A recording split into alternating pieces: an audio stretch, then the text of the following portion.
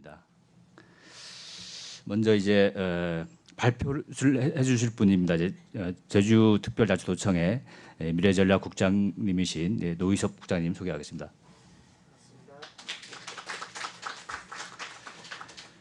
그리고 이제 한국전자통신연구원의 본부장이신 진승환 본부장님 소개하겠습니다. 그리고 제주대학교의 박남재 교수님 소개하겠습니다. 예, 그리고 멀리 중국에서 오셨습니다. 중국 하이난성 공업정보화청 부청장이신 천완신님 소개하겠습니다. 예, 큰 박수 부탁드립니다.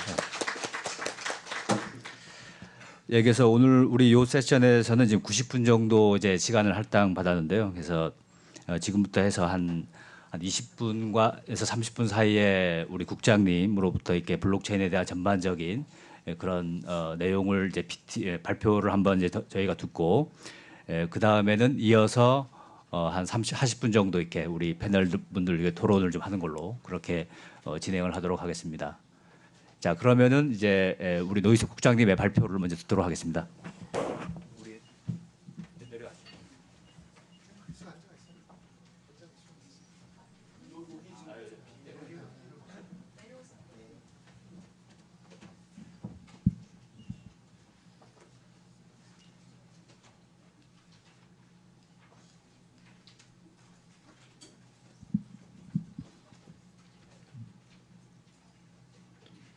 예, 반갑습니다.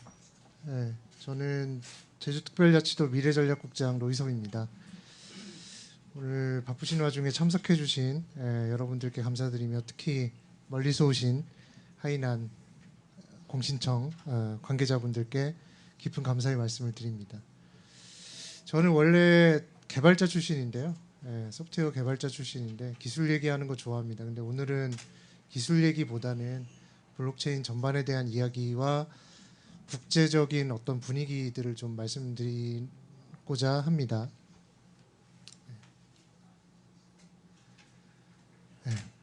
블록체인이 가지고 있는 몇 가지 특징들이 있는데요.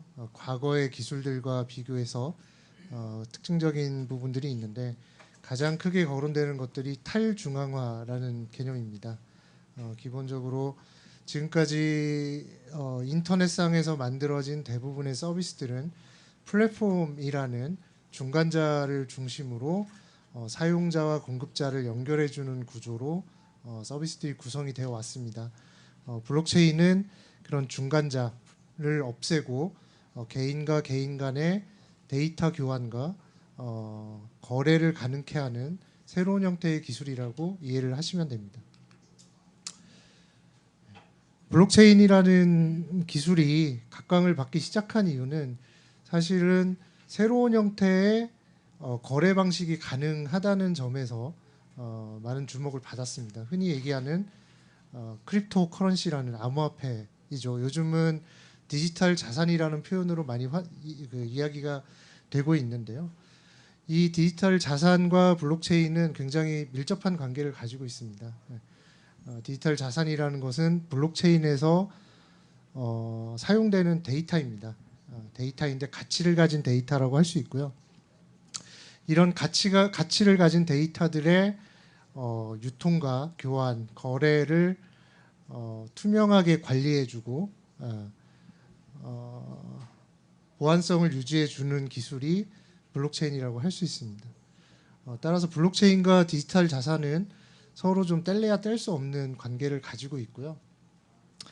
기본적으로 블록체인이 가지고 있는 다양한 속성들을 이용한 서비스들이 나올 수 있지만 그 중에서도 가장 강력한 킬러 애플리케이션은 디지털 자산이라고 보는 것이 업계와 학계의 공통된 의견입니다. 블록체인과 디지털 자산이 서로 공존하면서 블록체인은 디지털 자산의 관리 유통을 지원하고 또한 디지털 자산은 블록체인 비즈니스의 성장을 확대하는 역할을 하게 됩니다. 상호 보완적인 역할을 하면서 과거와는 다른 혁신적인 비즈니스 모델이나 미래 가치를 창출할 수 있는 기회를 갖게 됩니다. 사실 이제 디지털 자산에 대해서는 여러 가지 움직임들이 있습니다. 해외 동향들을 좀 살펴볼 건데요. 디지털 자산이라는 것을 어떤 그 하나의 정의로 정의하는 것은 굉장히 어렵습니다. 새로운 개념이고 새로운 형태의 유통 구조이기 때문에 현재 상황을 보면은 각 국가마다 자신만의 기준을 가지고 자신 자국에 맞는 규제들을 만들고 있습니다. 네. 미국 같은 경우는 적극적으로 디지털 자산과 블록체인을 제도권으로 포섭하는 중입니다. 최근에 미국의 증권거래위원회 SEC에서는 ICO의 그 디지털 자산을 발행하는 행위죠. 디지털 자산을 발행하는 행위에 증권법을 적용하고 토큰 분류 기준들을 제시를 하고 있습니다. 또한 상품거래위원회에서는 암호화폐를 상품으로 인증하고 최근에 디지털 자산 거래 서비스들을 만들고 있습니다. 최근에 비트코인 기반의 선물 옵션 거래소를 준비를 하고 있고 9월 달에 오픈이 예정되어 있다라고 합니다. 이런 식으로 미국에서는 디지털 자산을 증권의 성격으로 좀 분류를 하면서 기존의 증권법이나 증권법에 그 디지털 자산들을 포함을 시키는 움직임들이 나오고 있고요. 역동적으로 금융시장과 미국에서는 결합을 하고 있습니다. 그래서 벡트 암호화폐 거래소 벡트라는 곳이 있는데요. 여기는 이제 뉴욕 증권거래소에서 투자를 한 곳입니다. 여기에서 지금 그 선물 옵션 거래에 대한 그 디지털 자산에 대한 선물 옵션 거래 시스템들을 개발을 거의 끝내놓은 상황입니다. 일본 같은 경우는 전통적으로 아직도 현금 중심의 사회입니다. 그래서 일본은 현금보다는 크레디트 카드나 아니면은 디지털 결제 쪽으로 시장을 좀 움직이려는 국가의 움직임이 있고요.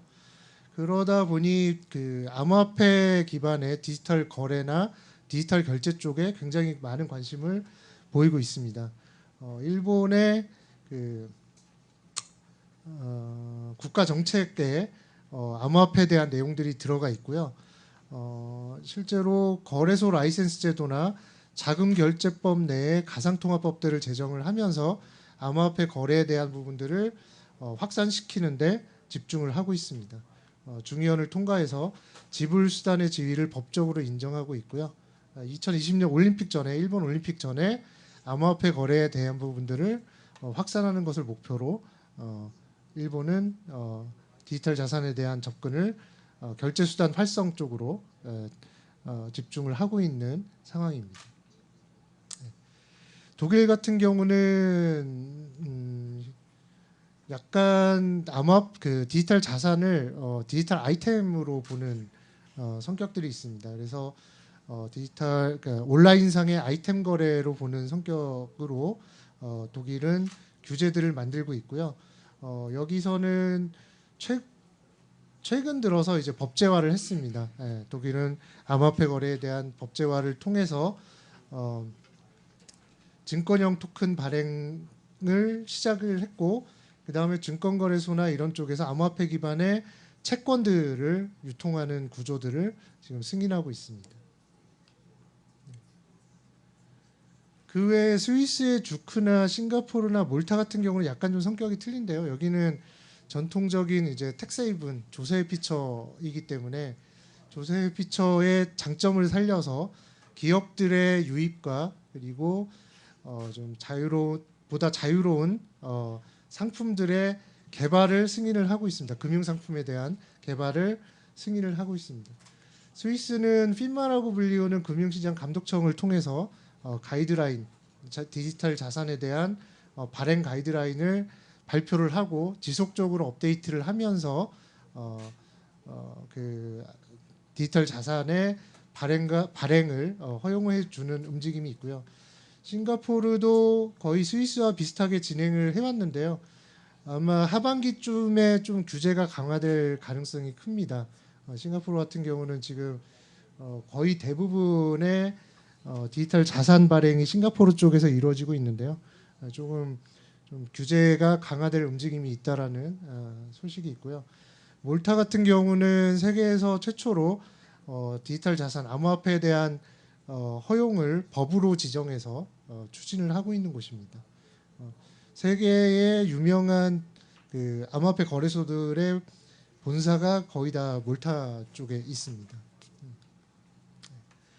디지털 자산에 대한 규제 동향들을 보면요, 대략 이렇습니다. 대부분 발행도 허용하고 암호화폐 거래도 대부분 허용을 하고 있고요. 그다음에 거래소에 대한 라이센스 제도를 운영하는 곳들도 일부 있고, 그다음에 가이드라인을 제공하는 곳들도 일부 있습니다. 다만 이제 한국하고 중국은 아직은 디지털 자산에 대해서 조심스럽게 접근하는 추세이고요. 다만 이제 대부분의 국가들이 거래 자체를 막고 있지는 않습니다. 발행을 막고 있을 뿐입니다. 발행 자체에 문제들이 아직까지는 좀 있습니다. 그 문제라는 것들은 그 흔히 증권 시장에서 얘기하는 정보의 비대칭성이라는 것인데요. 그러니까 디지털 자산을 발행하는 곳과 투자하는 투자자들 간의 정보의 비대칭이 발생할 수 있습니다. 너무 어려운 내용들이고 현실 불가능한 어떤 사업 계획서를 가지고 투자를 유도하는 경우들이 많기 때문에 사실은 투자를 하는 부분에 대해서는 아직까지는 매우 조심스러워해야 되고, 시장이 안정성을 확보할 수 있도록 제대로 된 규제를 만드는 것이 더 중요하다라고 생각을 하고 있습니다. 실제로 해외에서는 디지털 자산들을 좀 활용을 해서 블록체인의 어플리케이션들을 지속적으로 개발을 하고 있는데요. 영국 같은 경우는 어떤 개념 증명에 대한 어떤 증권 거래, 청산, 결제, 주주 투표 등의 블록체인 등을 활용을 해서 금융 시장에 활용하는 방법들을 시도를 하고 있습니다. 일본도 주로 이런 시도들이 주식 시장에서 많이 진행이 되는데요. 디지털 자산이라는 것이 일부 성격이 증권과 겹쳐 있기 때문에, 증권의 성격과 겹쳐 있기 때문에 증권 거래소에서 굉장히 많은 주식 시장에서 디지털 자산에 대한 관심도를 많이 보이고 있습니다. 일본 거래소도 마찬가지로 증권 거래 확인이나 청산 결제 등에 대해서 관심을 보이고 있고요. 나스닥 같은 경우는 비상장 주식을 디지털 자산의 형태로 발행을 해서 활용하는 부분들을 점진적으로 도입을 하고 있습니다. 호주도 마찬가지로 청산 결제에 대해서 블록체인 기술들을 활용을 하면서 디지털 자산들을 수용하기 위한 준비들을 하고 있고요.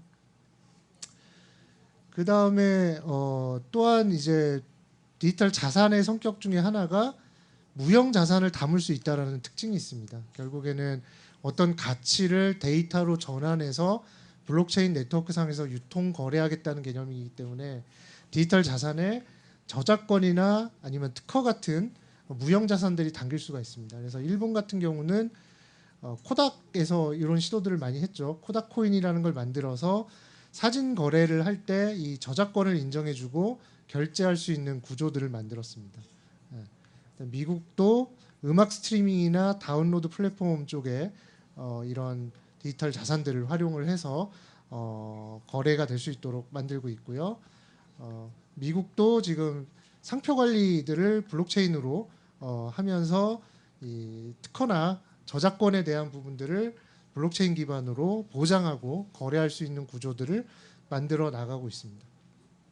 과거에는 이런 저작권들에 대한 거래들을 이제 브로커나 아니면은 특정 회사를 통해서 해야만 했죠. 근데 블록체인을 사용을 하면서 저작권을 가지고 있는 공급자와 구매를 원하는 소비자를 다이렉트로 연결해 줄 수 있게 되는 겁니다. 그리고 결제는 디지털 자산을 통해서 추진을 하는 것이죠.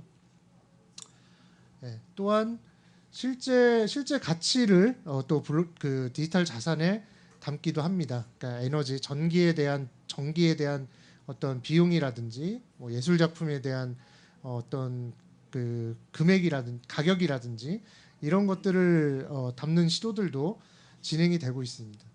미국 같은 경우는 주민들이 태양광 패널을 설치하고 여기서 생산된 전기들을 옆 마을에 판매하는데 이제 직거래죠. 에너지 직거래를 하는데 블록체인을 활용을 해서 판매를 하고 있습니다. 독일 같은 경우는 전기차 충전 및 카쉐어링 쪽에 그 블록체인들과 디지털 자산들을 활용을 하고 있고요. 오스트리아도 마찬가지로 에너지에 대한 이력 관리, 패턴 분석, 수요 예측 등의 블록체인들을 활용을 해서 정확한 데이터들, 오염되지 않은 데이터들을 기업들과 연구기관에 제공을 하고 있습니다. 아프리카 공화국도 에너지를 통해서 좀 그 전체적인 에너지 수요 관리와 가격 관리들을 하고 있고요. 중국도 탄소 자산 거래들을 하고 있습니다. 그래서 베이징에서 IBM이랑 에너지 블록체인 랩이 탄소 자산 거래의 블록체인 기술들을 활용을 하고 있습니다. 그래서 실제로 내연기관이나 아니면 제조업에서 발생하는 온실가스 중 이제 상당 부분을 차지하고 있는 탄소에 대한 저감 정책에 블록체인을 적극적으로 활용을 하고 있습니다.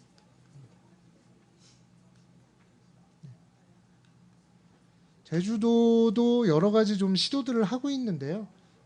대표적인 사례가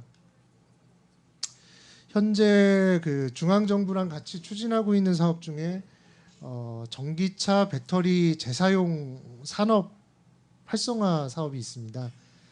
아시다시피 제주도는 한국에서 전기차 제일 많이 보급되어 있는 지역이고 한국에서 판매되는 전기차 2대 중에 한 대가 제주도로 옵니다. 전국 전기차의 약 30% 정도가 제주도에 집중되어 있죠. 그러다 보니까 전기차의 수명이 다 됐을 때 전기차가 폐차되는 양도 다른 지역보다 더 빨리 도래하게 됩니다. 전기차가 폐차되는 경우에는 전기차 안에 있는 배터리가 굉장히 중요한 재활용 자산이 됩니다. 그 배터리들을 가지고 ESS나 그러니까 에너지 저장 장치나 아니면 UPS 같은 전력 보조 장치들을 재생산해서 재조립해서 이제 유통시키는 구조들을 지금 준비를 하고 있는데요. 이 과정에서 가장 중요한 게 전기차 안에 있는 배터리의 성능을 어떻게 증명할 것이냐입니다. 그 성능을 증명하는 주요한 요소가 배터리의 충전 이력과 사용 이력이거든요. 제주도는 그 이력들을 블록체인에 올려서 관리를 하는 프로젝트들을 지금 중앙 정부와 진행을 하고 있습니다. 제주도가 전기차가 가장 많은 지역인 제주도에서 배터리에 대한 성능과 이력 관리를 블록체인으로 하기 시작을 하면은 육지에서도 당연히 이 블록체인 네트워크에 데이터를 올리면서 활용을 하게 될 것입니다. 데이터에 대한 이니셔티브를 제주가 줄 수 있는 것이죠. 저희는 또 오늘도 오셨지만 얼마 전에 하이난성이 지금 국제자유무역항으로 중국에서 지정이 되어 있고 블록체인 실험지구로 지정이 되어 있습니다. 그래서 하이난에 굉장히 많은 블록체인 기업들이 모여 있는데요. 그 기업들 간의 상호 협력과 투자 협력을 위해서 하이난성과 MOU 체결을 진행한 바 있습니다. 오늘 토론회에서 하이난과의 협력 구조에 대해서 조금 더 자세하게 말씀을 나눌 기회가 있을 거라고 생각을 하고 있고요. 제주도는 아시겠지만 계속해서 블록체인 특구를 지향을 하고 있습니다. 그래서 현재 블록체인 특구를 준비를 하고 있고요. 굉장히 많은 기업들이 23개 기업들이 제주도로 내려와서 같이 블록체인 사업들 프로젝트들을 진행을 하기를 원합니다. 그래서 이 기업들은 대부분 정부가 가지고 있는 규제를 풀어주기를 원하는 기업들이기 때문에 그 규제들을 중앙정부와 제주도가 협의를 해서 규제를 풀어주고 에너지 블록체인 기반의 에너지 P2P 거래라든지 스마트 컨트랙트 데이터 인증, 그 다음에 시민들이 좀 체감할 수 있는 서비스들을 만들어 나갈 수 있도록 중앙정부와 지속적으로 협의를 하고 있습니다. 저희는 그런 부분에서 저희가 가지고 있는 뭐 신재생 에너지, 전기차, 바이오, 뭐 디지털 콘텐츠 등을 포함한 IT 분야 등과 블록체인을 연계하는 시도들을 지속적으로 지역이 가지고 있는 많은 기업들과 협력 구조들을 만들고 있고요. 이와 관련해서 저희가 지금 펀드를 지역 펀드를 한 400억 정도를 만들어 놨습니다. 예, 이 기업들의 성과를 보고 저희가 이제 투자를 유도할 수 있을 것으로 보이고요. 60개 기업을 유치할 수 있는 코워킹 스페이스들을 저희가 지금 확보를 해놓은 상황입니다. 그리고 해외의 우수한 인력들이 제주에 체류하면서 이 프로젝트에 합류할 수 있도록 비자 제도를 추가적으로 좀 개선하는 작업들을 함께 진행을 하고 있습니다. 저희가 앞서서 말씀드렸다시피 국제적으로 지금 디지털 자산이나 블록체인에 대한 기준들이 서로 상이합니다. 서로 각자의 자국의 입장에서 각자의 기준과 각자의 규제들을 만들어서 조심스럽게 블록체인과 디지털 자산들에 대한 산업들을 키워나가고 있는데요. 이게 국가별로 규제들이 틀리다 보니까 여러 가지 좀 충돌들이 일어납니다. 다만 블록체인이라는 것은 국가와 상관없이 크로스 보더라고 하죠. 실제로 국경과 상관없이 데이터를 주고받고 거래할 수 있게 만드는 플랫폼이기 때문에 이런 규제들의 한계를 뛰어넘어서 기업들이 서로 상호 진출하고 같이 규제들의 어떤 충돌 사항들을 연구를 하면서 어떤 식으로 투자를 유치하고 기업들과 산업을 키워나갈 것인지에 대해서 국제적인 협력이 필요하다라고 생각을 합니다. 오늘 토론을 통해서 하이난을 포함한 국제적인 협력 구조들을 어떤 식으로 가져갈 수 있을지에 대한 토론자들의 제언들이 많이 나왔으면 좋겠고요. 플로어에서도 좋은 의견들이 있으시면은 이따가 좀 의견을 주시면 저희가 참고를 하도록 하겠습니다. 네, 고맙습니다.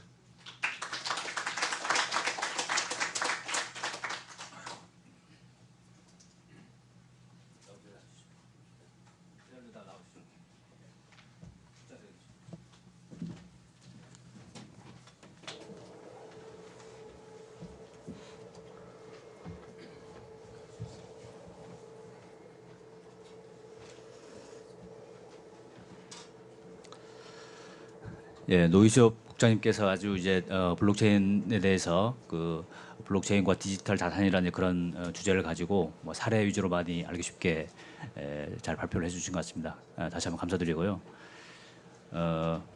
그래서 지금부터 토론회를 좀 시작을 하겠는데 토론 방식은 우선 지정 토론 몇 가지 주제를 가지고 좀 하고 그 다음에는 자유롭게 이제 본인의 의견이라든가 패널 분들의 뭐 아까 PT 한 거에 대한 뭐 질의를 한다든가 이런 식으로 해서 한번 진행을 해보겠습니다. 그래서 몇 가지 주제만 지금 생각을 해봤는데 이제 그러니까 블록체인에 대해서 우리가 조금 이제 더 알기 쉽게 이렇게 이해할 수 있는 이제 그런 관점에서 블록체인이 곽광받은 이유가 과연 무엇인지 첫 번째 주제가 될 것 같고요. 그다음 두 번째는 블록체인이 사실은 이제 잘만 쓰면 상당히 좋은 약이 될 수 있지만 또 이제 독이 될 수도 있거든요. 이제 그런 부분도 한번 우리가 얘기를 할 필요성이 있을 것 같고 세 번째는 가장 중요할 수 있는데 그 제주도에서 블록체인 특구를 지금 이제 계획을 하고 있는데 실제로 과연 최적의 서비스 모델이 어떤 것인지 그런 부분들에 대해서 패널분들이 어떻게 생각할 수 있는지 그런 부분을 한번 이제 얘기를 해보고 싶습니다. 그리고 우리 중국에서 이제 좀 이제 그 부처님께서 오셨는데 중국의 사례해서 좀 여쭤보는 걸로 그렇게 해서 진행을 하겠습니다. 그러면 과연 블록체인이 왜 이렇게 중요하고 곽광받고 있는지 그러한 주제에 대해서 혹시 우리 역시 학교에 계신 분, 그러니까 항상 이제 좀 기초적인 부분들을 중시하면서 이렇게 학생 가르치는 이제 그런 분이 이제 잘 말씀드릴 수 있을 것 같아가지고 우리 박남재 교수님께서 한번 한번 얘기해 줄 수 있을까요?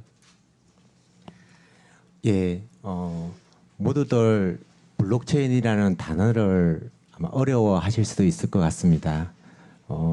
저는 전공자 입장에서 이 블록체인에 대한 원리와 이해가 이제는 대중화를 넘어서서 어떻게 생각하면 누구나가 할아버지, 할머니, 초등학생들조차도 블록체인이 뭐다라는 걸 설명할 수 있을 정도로 조금 더 대중화가 됐으면 하는 바람입니다.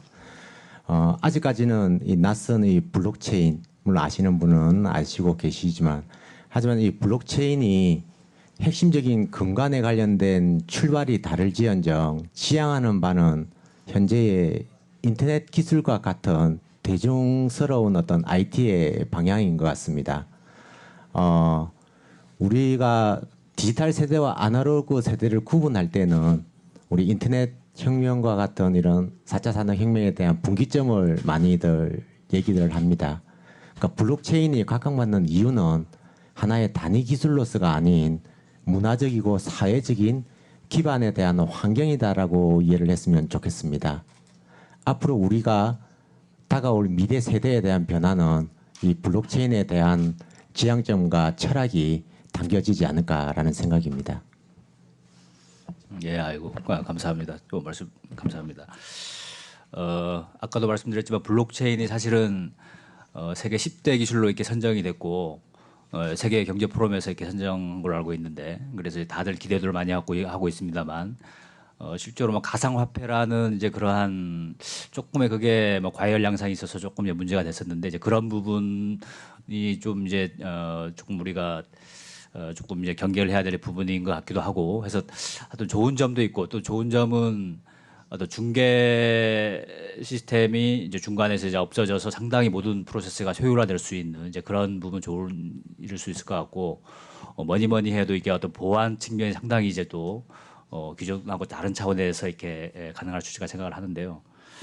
그래서 그런 블록체인의 어떤 좋은 점 또 이제 어떤 안 좋은 점 이런 부분들을 정확히 알 필요성이 있을 것 같습니다. 그런 부분에 대해서 우리 혹시 말씀하실 패널분 진승원 국장님께서 한번 본부장님께서 얘기할 수 있을까요? 예, 안녕하십니까. 애트리 정보보호 연구본부의 진승헌입니다. 지금 교수님께서 좀 말씀해주신 부분들인 하고 좀 연관해서 좀 말씀을 드리도록 하겠습니다. 좀 전에 그 박남재 교수님께서 블록체인의 어떤 효용성에 대해서 부분들을 말씀해 주셨는데요. 굉장히 좀 의미 있는 말씀이라고 생각을 하고요. 저는 어떻게 보면 보안이라는 측면에서 조금 좀 다른 측면에서 조금 말씀을 드려볼까 싶습니다. 요즘 이제 블록체인에 대한 부분들, 비트코인에 대한 부분이 몇 년부터 굉장히 각광이 돼서 말씀을 나누고 있는데 요즘 제가 제일 조금 걱정스러운 부분들은 블록체인이 수단이지 목적이 아니거든요. 무슨 말씀이냐면 블록체인을 적용하는 게 목적이 돼서는 안 되는 거죠. 왜냐하면 기존에 어떤 문제점들이 있고 그걸 해결하기 위해서 블록체인의 어떤 특징들이 그 문제들을 해결해 줄 것이다 라는 이점을 정확하게 알고 적용을 해야 실제로 이러한 부분들이 정말 건전하게 성장할 거다라는 생각을 하고 있습니다. 그래서 조금만 돌이켜보면 지금부터 거의 한 벌써 이제 10여 년 전이 되겠네요. 10여 년 전이 되겠네요. 그러니까 왜 비트코인 블록체인이 2008년도 말 어떻게 보면 정확하게 얘기하면 2009년도 1월부터 생겨나서 막 그렇게 각광을 받기 시작했지라고 하는 그 시점을 한번 돌이켜보면 좋을 것 같습니다. 뭐냐면 맨 처음에 비트코인이라는 거, 블록체인이라는 거 얘기가 나왔을 때 기억하시겠지만 2008년도 리먼 브러더스 사태로 인한 세계 금융 위기가 생겼잖아요. 그 시점이 공교롭게 비트코인에 대한 블록체인에 대한 얘기가 나오게 된 시점이죠. 왜냐하면 그 시점에 기존에 대한 신뢰 체계에 대한 붕괴가 어떻게 보면 생겼지 않았나. 그러니까 아까도 탈중앙화라는 말씀을 해주셨는데 기존에 믿었던 금융기관, 기존에 믿었던 기축통화인 달러가 흔들리더라. 그러면 그 다음을 어떻게 준비해야지라고 하는 부분들이 되는 거죠. 그래서 어떻게 보면 이런 탈중앙화 자체가 어떻게 보면 전체적으로 보면 큰 흐름인 동시에 그 시점에 어떻게 보면 딱 만난 거죠. 그런 기술들이. 그래서 어떻게 보면 이제 탈중앙화라는 부분들은 그 시점에 그렇게 얘기가 됐다라고 볼 수가 있고요. 그래서 앞으로 이해할 때에도 결국 기술적으로 블록체인이라는 것 자체가 어떻게 보면 어떠한 정보들을 연결을 하고 그것들을 공개를 해서 실제로 투명하게 관리가 되고 실제로 공개된 정보는 고칠 수가 없다라는 어떤 그러한 기본적인 특징을 통해서 다양한 서비스들이 앞으로 좀 나올 거라고 보여지는 부분들이거든요. 그래서 일단 보안이라는 측면에서 이게 탈중앙화, 새로운 신뢰 체계를 구축한다라는 측면에서 한 가지 이제 큰 의미가 있다라고 보여지고요. 두 번째로는 이게 실제로 적용할 때 있어서 좀 이율배반적인 부분들이 있다라는 부분이죠. 뭐냐면 좀 전에도 말씀드린 것처럼 블록체인의 제일 큰 특징은 이게 한번 공개되면 어느 누구도 고칠 수 없다. 대신 누구나 볼 수 있다라고 하는 부분들이죠. 근데 이게 반대로 얘기하면 잘못된 정보가 만약 올라갔다.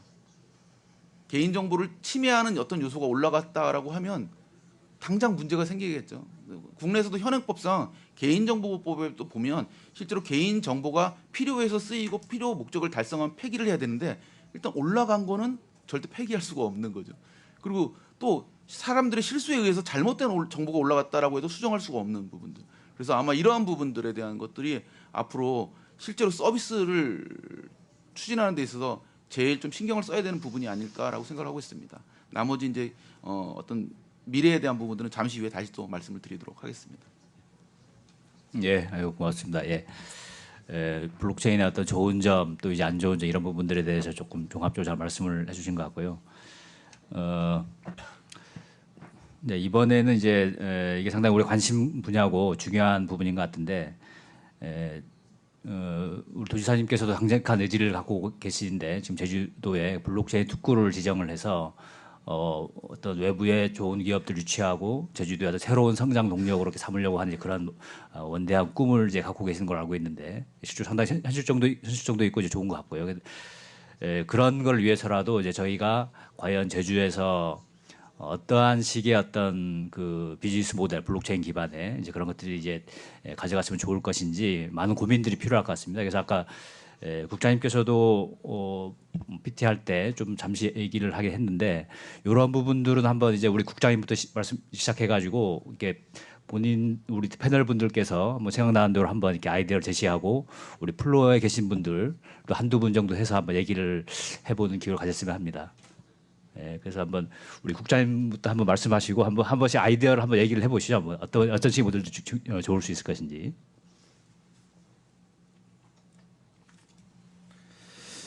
이게 블록체인을 현재 한국에서는 디지털 자산을 연결해서 구현할 수가 없어요. 규제 때문에. 그래서 블록체인만을 활용하는 모델들을 찾아야 되는데 아까 뭐 진보부장님도 말씀을 하셨지만 굳이 블록체인을 써야 되냐에 대한 그 챌린지들이 굉장히 많습니다. 왜냐하면은 블록체인이라는 것은 결국에는 네트워크상의 노드들을 뿌려놓고 노드 간의 계산을 통해서 데이터들을 검증하고 처리하는 기술인데요. 결국에는 노드가 많아지면 많아질수록 느려집니다. 블록체인은. 그래서 기술적으로 그런 어떤 트레이드오프 문제들을 가지고 있기 때문에 그런 측면에서 균형감 있게 모델을 만드는 게 생각보다 현재로서는 많지는 않아요. 예. 그래서 제주도 같은 경우는 아까 말씀드렸던 것처럼 전기차 배터리의 이력 관리를 블록체인으로 한다든지 이런 어떤 데이터에 대한 이니셔티브를 가져갈 수 있는 영역에서 좀 집중을 하고 있고요. 그 다음에 지금 또 연구를 하고 있는 게 제주도에 해외 관광객들이 많이 오잖아요. 근데 사후 면세점에서 면세품을 사고 환급을 받는 거는 공항에서 출국하기 직전에 환급을 받고 이제 그 돈을 제주에서 안 쓰고 그냥 가지고 가거든요. 근데 제주에서 조금 더 관광객들이 돈을 더 쓰게 만들려면은 현장 환급을 해줘야 됩니다. 근데 블록체인에 스마트 컨트랙트라는 기술이 있거든요. 여러 주체들 간의 그 증명이나 문서들을 기계적으로 처리하는 기술인데요. 그래서 구매자, 면세점주, 세관, 그 다음에 환급 사업자 간의 뭐 영수증이나 아니면 그런 문서들을 자동으로 처리해서 면세점에서 현장 환급해 주는 서비스를 지금 만들고 있습니다. 그래서 한 하반기에 10개 정도 되는 면세점에서 실험적으로 좀 적용을 하고 잘 되면은 확대하려고 하고 있고요. 그리고 또 제주도 같은 경우는 섬이기 때문에 국지적인 일기 변화들이 굉장히 많거든요. 날씨 변화들이 많아가지고 기상 데이터들에 대한 효율적인 관리들이 좀 필요합니다. 근데 이 데이터가 정말로 정확하게 측정된 데이터냐에 대한 관리들을 좀 해야 되기 때문에 기상 센서들을 굉장히 많이 제주도에 설치를 해놓고 전역에 설치를 하고 그 데이터들을 수집하고 관리하는 구조들을 지금 블록체인으로 좀 준비를 하고 있고요. 그 다음에 예전에 저희는 명예 도민제도가 있잖아요. 저희 도민들은 저희 제주도 안에서 관광지 가면 할인 받잖아요. 근데 몇몇 되게 많은 상당수의 관광 업소 사장님들이 말씀을 하시던데, 그러니까 서울에서 와가지고 나 제주 사람 이유다라고 이렇게 얘기를 하면은 도민인지 아닌지 확인하려면은 주민등록증을 확인해야 되잖아요. 근데 그게 사실은 개인정보 열람 행위거든요. 서로 이제 좀 불편한 거죠. 그래서 도민증을 이제 블록체인 기반으로 만드는 것도 지금 추진을 하고 있고, 만약에 저희가 도민증을 블록체인 기반으로 만들 수 있다라고 하면은 도민임을 신분증명할 수 있는 구조가 생기기 때문에 블록체인 기반의 투표 시스템까지 연결될 수 있습니다. 투표 선거 시스템까지. 그래서 사실 제주도에 많은 갈등 사안들이 있는데 그런 부분들을 굉장히 저렴한 가격으로 어떤 의견을 묻거나 아니면 선거를 할 수 있는 구조들을 만들어낼 수 있는 거죠. 예. 그리고 뭐 지금 중국에서 하고 있는 뭐 탄소 판매 시스템처럼 저희도 만약에 제주도에 입도하는 관광객들에게 환경 부담금을 받는다고 하면은 환경 부담금을 과연 모두에게 똑같이 받는 게 맞느냐? 만약에 관광객이 와서 내연기관차 대신 전기차를 타거나 아니면 일회용품 대신 텀블러를 사용을 해서 뭐 카페들을 다닌다거나 하면은 쓰레기나 오염물질 배출을 그만큼 줄인 거거든요.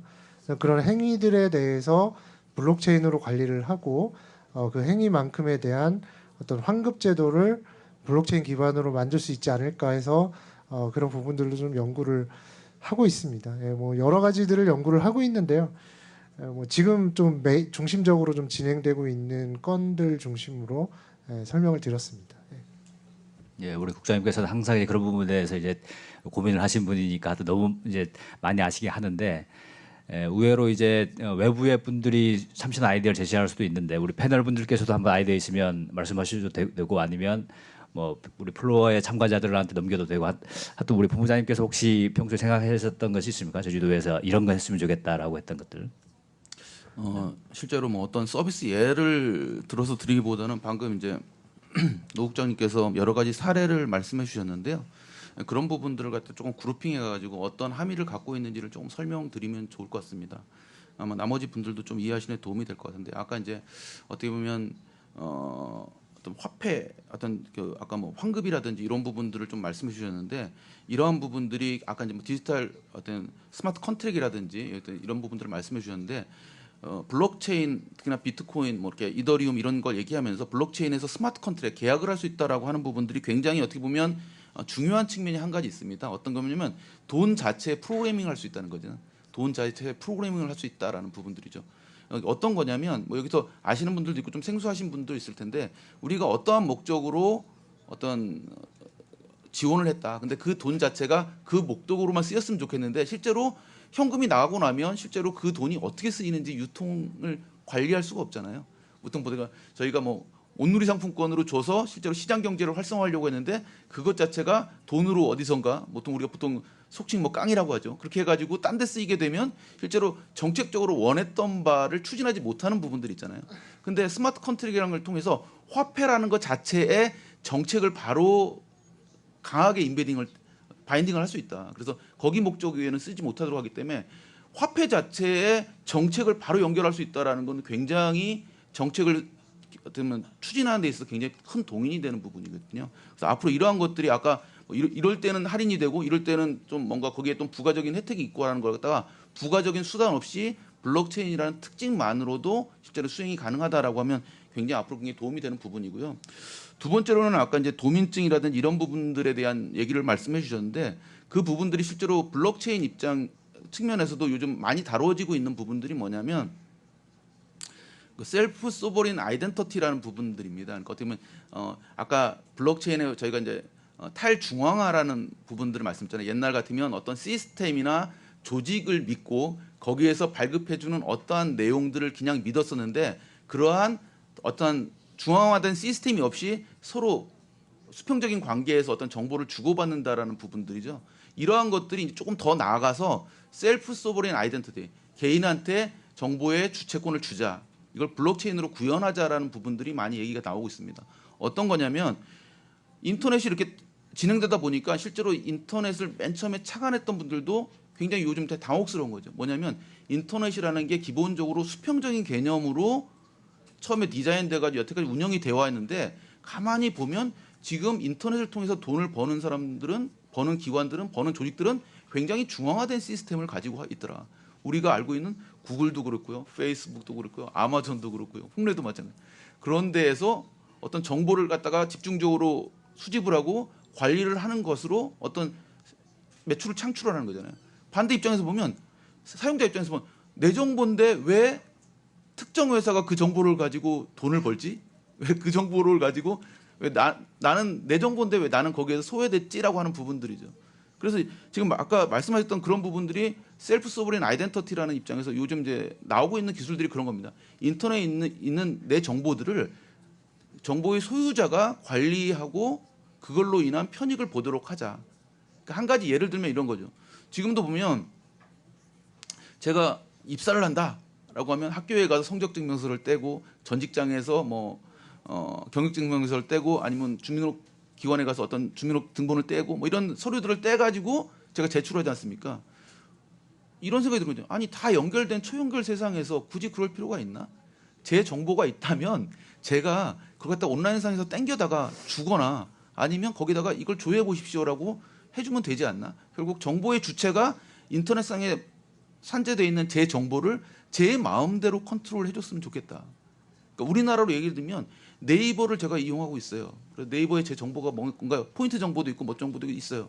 근데 그걸 갖다가 다음이란 사이트에 전달을 하면 제가 뭔가 부가적인 서비스를 받을 수 있을 것 같아요.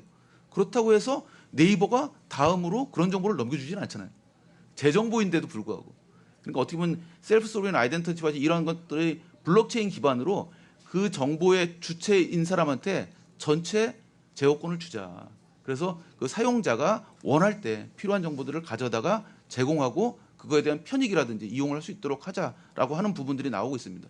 저는 이게 굉장히 중요하다고 생각하는 게 앞으로 아까 이제 국장님께서 어떻게 보면 디지털 자산과 블록체인이라는 측면에서 어떻게 보면 이제 블록체인으로 할 수 있는 굉장히 중요한 이제 어떤 서비스 도메인에 대해서 말씀해 주셨는데 제가 생각할 때는 디지털 자산으로서 큰 가치가 있지만 그보다 더 큰 가치는 방금 말씀드렸던 것처럼 어떤 인터넷에 산재된 그러한 정보들을 모아서 새로운 서비스를 하는 이러한 부분들에 훨씬 더 많은 또 앞으로는 여태까지 디지털 자산이라는 부분들이 굉장히 큰 응용이었다면 앞으로는 그러한 정보들을 이용한 서비스 창출이 훨씬 더 큰 어떤 규모가 될 거다라고 생각을 하고 있거든요. 그래서 앞으로는 이제 이런 류의 어떤 서비스들이 앞으로 좀 많이 일어났으면 좋겠고 제안을 드리자면 근데 방금 좀 전에 노 국장님도 말씀해 주셨던 것처럼 이러한 서비스를 하는 데 있어서 저희가 해결해야 될 기술적인 난제들도 있지만 실제로 관련된 법 규제 정책들이 좀 따라와 줘야 되거든요. 근데 이런 것들이 중에 어떤 거라도 안 되면 실제로 이런 서비스를 해볼 수가 없는 거죠. 근데 아직까지 실제로 서비스가 워킹되지도 않았는데 뭐 때문에 안 돼, 뭐 때문에 안 돼 이런 것 때문에 시도해보지 못한 것들이 있습니다. 그렇기 때문에 제주도에서 이러한 부분들을 어떻게 보면 요새 규제 샌드박스라고 하죠. 어떤 특정한 지역이나 특정한 어떤 범위를 정해놓고 그러한 서비스들이 좀 활발히 여기서 일어나고 실제로 어떤 것들은 되고 어떤 것들은 실제로 워킹을 해보니까 문제가 있고 어떤 것들은 개선해야 하고 하는 이러한 부분들이 이 안에서 빠른 어떤 그 실증 실험 어쨌든 요새 리빙랩이라고 해서 현장에서 이제 국민들이 체험할 수 있는 서비스를 통해서 실제로 개선 방안이나 문제점을 도출할 수 있는 이런 것들이 있다라고 하면 저희도 블록체인을 통해서 더 많은 서비스를 좀 만들어 볼 수 있지 않을까 생각합니다. 예, 이상입니다. 예, 박남희 교수님 혹시 생각하신 게 있으십니까? 제가 첫 화두에서 말씀드렸던 이제 블록체인에 대한 개념화와 지향점을 말씀드리고 싶은데요. 사실상 블록체인에서의 모습은 우리 대중스러운 개념으로 보면 암호화폐가 제일 먼저 떠오릅니다. 사실상 화폐에 대한 가치가 이제는 어떤 디지털 자산 쪽으로서의 거래화까지 기존의 중앙 중심에서의 화폐 유통이 탈중앙화에 관련된 디지털로 옮겨오면서 이 블록체인이 이제 시작이 되었고, 하지만 블록체인의 방향성과 안에서의 지향점은 앞에서 말씀드렸던 우리 일상생활에서의 교류와 어떤 신뢰적인 근거입니다.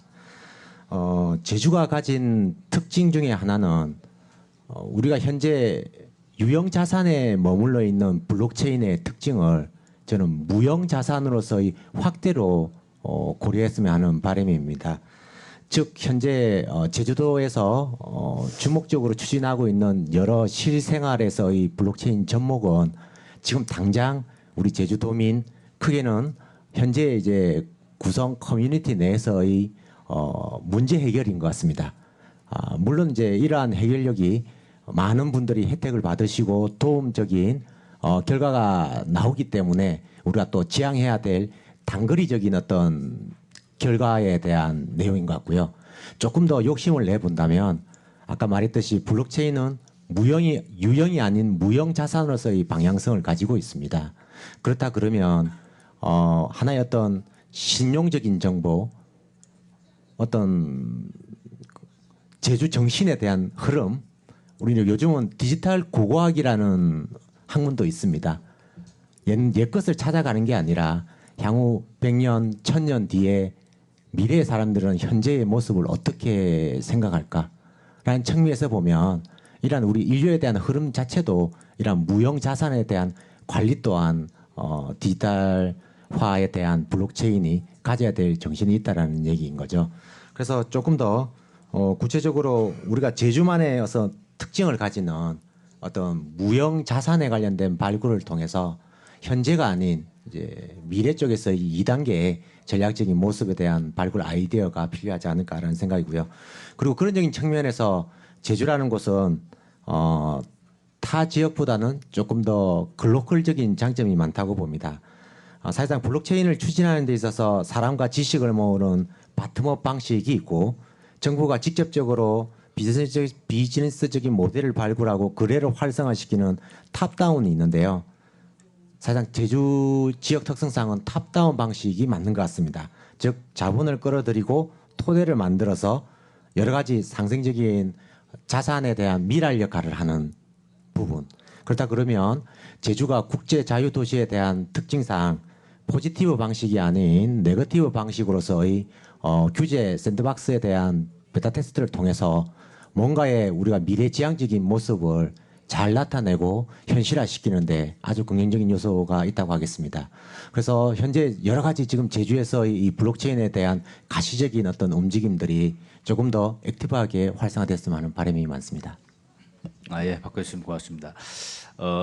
제주에서 이제 블록체인을 이렇게 활용해서 이렇게 서비스할 수 모델, 그 부분들이 많은 영역들이 있을 수 있는데 뭐니 해도 이제 우리가 배우는 이제 그런 식으로 해서 도입하는 게 가장 이제 효과적이지 않을까 생각을 합니다. 그래서 아까 우리 이제 중국에서 와주신 우리 천안신 님한테 한번 여쭤보고 싶은데 잠깐만요. 그래서 지금 하이난성 같은 경우는 제주도하고 비슷한 중국의 지역입니다. 이게 최남단에 있고 섬이고 관광지고 그리고 지금 뭐니 해도 2018 작년에로 알고 있는데 블록체인 시범 도시인가 뭐 특구 비슷한 이제 그런 데로 지정이 돼서 지금 진행 중인 걸로 알고 있거든요. 그래서 하이난시 그 성의 그 사례가 상당히 중요하다고 생각을 하는데 그래서 제가 세 가지를 한번 여쭤볼게요. 첫 번째는 그 하이난이 지향한 그 자유무역항 비전하고 또 블록체인이 어떠한 연관성이 있는지 첫 번째.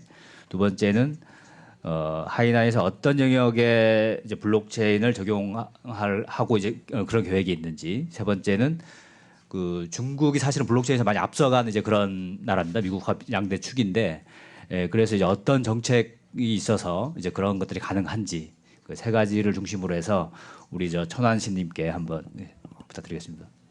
好，非常幸运啊，高兴来到我们济州岛，跟我们韩国的朋友一起来交流区块链方面的一些问题。感谢我们主持人和各位对海南岛的关心和关注。我们知道，海南岛是我们中国的第2个大岛，在我们国家的最南端，跟我们济州岛差不多，都是以旅游业为主导的一个地区，环境非常好。那么去年呢，我们中央政府啊，为了表明我们中国的全面对外开放的决心，宣布将在海南岛建设自由贸易港。那么这个自由贸易港呢，我们的地方很大，3.54万平方公里，应该讲是我们当前世界上最大的一个自贸港。那么这个自贸港呢，我们认为啊，在当下这个数据时代，要搞自贸港怎么搞？我们经过分析以后呢，认为一定要以数据经济为主导，因为数据经济呢是当下的一个潮流，也是目前我们现代贸易的很重要的一个主流方向。那么在这个数字经济当中，我们认为区块链是新兴的一个力量，所以我们对区块链非常关注，特别是在我们岛屿经济啊，我们的经济总量不是很大的情况底下，怎么样赶超一些地方，要通过新兴的力量来培育，所以我们对区块链有这样的一个看法。所以我们把那个区块链当做我们未来数字自贸港的一个很重要的基础设施来构想，然后呢，从解放我们的生产思想这个高度去切入。另外一个呢，我们还希望通过这个产业的培育啊，增强我们这个地方的竞争力，也希望通过这样的一个区块链的创新，在海南形成一套完整的一个新的体系，所以我把它看得很高。所以我们从去年开始就专门划了一个区域，专门集中一些区块链的企业来共同发展。我们欢迎国际的很多，包括牛津大学的一些研发的机构到海南落户，来共同推动这个技术的推进。那么目前为止，我们大概已经云集了大概100家左右的互联网的区块链方面的一些公司和企业和研发机构。我们国内的大的这些互联网公司的区块链板块都在海南集中。我们希望通过这个区块链的集中，然后呢，在海南形成一个高地，希望在我们中国这个地方一些能够试验的，先在海南推动。所以我们有这样的一个大的一个设想。那么目前我们想这个通过这个示范应用来带动这个产业的发展，所以我们对这个应用啊非常重视。我们专门做了几个大的方案，希望在政务，还有我们的一些产业，还有我们的数字资产几个领域，我想做一些尝试。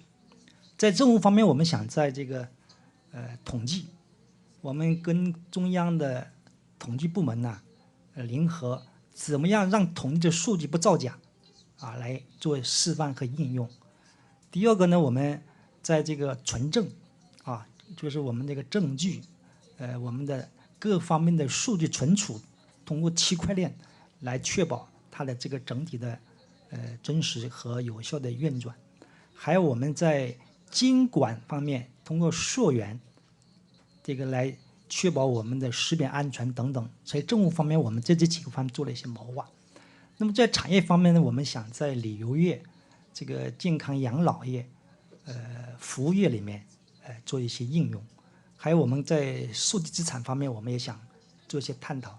所以当前我们正在谋划3个重要的平台。第一个呢，就是旅游的这个积分兑换平台。我们希望通过这个区块链这个技术平台，让我们的这个游客和我们的旅游所有的涉及旅游的一些企业和部门呢，都联动起来。通过这个平台，让我们的信息共享，然后通过这样的一个共识的机制，让我们的积分能够兑换，然后呢，降低我们的交易成本和快速的推动我们旅游要素的打通，然后提高我们整个旅游的这个整体的经济效益。那么第二个我们在做的平台呢，就是这个创业投资资金的交易平台。就我们中国有很多创业投资基金，这个资金很多资金还没有退出，大概有8.6万亿的这样的一个规模。那么这些基金怎么样有效的流动起来、交易起来？我们现在也在通过区块链的一个方案呢，来想办法成为创业投资方面的阿里巴巴。通过这个平台，让我们的创业者、投资资金还有这个投资人全部通过一个平台来进行有效的对接，通过这样的一个共享的机制来推动价值的互联。这个我们也在推动这项方面的工作。第三个，我们就是想这个养老、这个休闲和健康养老的一个平台。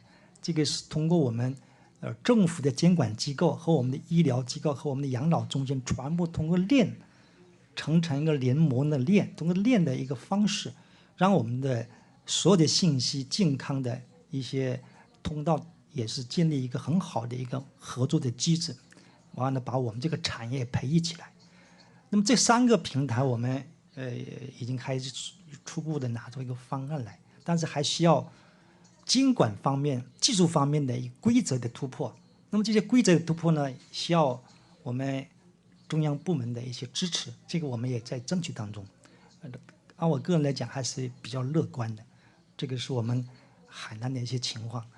反正我总而言之，我们还是用这种发展的眼光看这个技术，还是希望这个技术啊能够改变很多东西。还同时，我们也希望用一个很战略的眼光看待这个产业的发展前景。我们现在有很多应用，很多势头都不错，它确实能够形成很好的一个产业，所以我们确实是非常重视它。但同时，我们也非常冷静的眼光来观察它的一些商业的机会，避免一些不必要的一些麻烦。这个我们要放得开，要管得住。所以我们整体来讲还是有很多的一些策划。那么第3个问题呢，就是跟大家简要介绍一下中国在这方面的一些努力啊。因为我们是从海南省过来，但是我们了解一下，之所以在中国这方面有一些大的突破，我个人认为这几个方面的原因。一个呢，就是我们的中央领导比较重视，就是我们习近平主席啊，去年在我们2院的院士大会上专门提出要加快区块链等一方面技术的一些突破，表明了非常积极的态度，也是指明了一个方向。第2个呢，就是规划引领，就是我们国家“十三五”信息化规划里面专门把我们的区块链作为非常重要的一个技术给予重视，可以提出一些具体的一些安排。第3个就鼓励我们的创新啊，各个院校、我们各个研发机构、我们各个大的企业都纳入各种政治的扶持来推动这个技术的创新，所以这个技术的力量非常强大。我们每年产生的工程师是美国的10倍啊，庞大的力量在推动这样的一个发展。第4个就是我们鼓励应用，就是政府也各个地方也在出台各种政策，鼓励我们的商业和政府和我们这个区块链的企业和技术一块来通过应用场景的庞大的这种试验来推动这个产业的发展和技术的培育。那么还有一个呢，就是我们政府采取一个比较监管是比较包容的一个态度来对待这种新兴事物和新兴技术的发展。我们都是观察这些技术和应用，但是呢，一旦到一定程度确实出问题了，我们就比较审慎的去涉及到造假呀、谋财害命啊等等各方面的这个金融秩序的这种破坏啊，那么可能我们要继续调整。但总体来讲，我们的政府对这个互联网新兴的技术的应用还是很包容的。那么最后一个，我觉得还有一个就是我们全国的这种创新创业的大的氛围，对我们这个技术和产业的发展有很大的推动作用。中国现在鼓励我们的年轻人创新创业，这个各个方面的省市啊，我们各个地区都打造各种创业的平台，希望这个先进的技术能够改变这个国家，改变这个技术，改变这个经济，同时解决就业。所以这几个力量结合起来，我觉得对我们区块链下一步的发展，在中国会有很大的突破。중국의 현재 상황, 그 블록체인 관련해서 이제 그런 좋은 얘기를 해준 것 같습니다. 감사합니다. 자 그러면요 이제 지금부터 이제 저희가 그 뭐 자유토론 형태로 해서 지금까지 이제 우리 국장님께서 발표하신 내용이나 아니면 우리 패널 분들이 말씀하신 것들 그래서 이제 질문을 우리 저 패널 분들끼리 하시는데 우선 우리 저 천환신님이 진짜 이제 귀하신 분인데 아까 그 중국의 사례에 대해서 한번 우리 패널들이 먼저 질의를 먼저 하고 그렇게 해서 한번 더 집중적으로 한번 알아가는 시간을 가지면 어떻겠습니까? 한번 뭐 국장님부터 나왔던 뭐 박남준 교수님 혹시 아까 저 전환씨님 뭐 말씀하신 거에서 혹시 뭐 질의사항이나 이런 거 없었습니까? 예, 가장 제주의 모델이 하이난 섬에서의 적용 사례로서 와닿는 듯한 어떤 비교 대상인 것도 같습니다. 궁금한 사항은 말씀드린 대로 제주가 가진 특징이 어떤 바텀업 방식이 아닌 탑다운, 즉 여기에서의 시범 서비스 사례를 통해서 확산하는 모델을 지향합니다. 그러면 중국도 중국 본토에서의 전면 확산을 위한 시범 사례들이 하이난에서 시작이 됐고 그러한 내용들에 대한 장점을 많이 부각하실 것 같은데 중국 내에서의 체계와 또 대한민국 혹은 또 제주에서의 체계가 조금 차이가 있는 것 같습니다. 그렇다 그러면 하이난에서의 여러 가지 이러한 사례들을 중심으로서의 구현을 시키실 때, 실현화시키실 때 여러 가지 어려움에 대한 극복이 어떻게 되셨는지 좀 설명을 좀 부탁을 드리고 싶습니다. 这个非常好的一个问题啊。这个其实我们海南也是刚刚开始起步，我们也向我们的制造岛学习很多方面，值得我们去这个借鉴。我们现在呢就是两道方案一起做，一个呢就是开放的方案，这个我们包括我们各个方面帮我们一块策划和推动；另一方面，我们再做一套防控风险的方案，就是我们每一个开放都必须有一套这个比较好的一个防控的一个措施和一个方案对应着来。所以我们的现在团体工作也很辛苦，就是两方面都要考虑到。另外一个我们客观讲也是特别希望中央政府给我们海南一些大的一个空间，所以我们可能中央政府已经启动了海南自贸港的立法，可能从法律的层面来给我们一个明确的一个界限。这样的话呢，我们在探索一些新的应用的时候呢，会大胆一点。所以我们觉得应该还是非常好的一个机制，中央非常支持。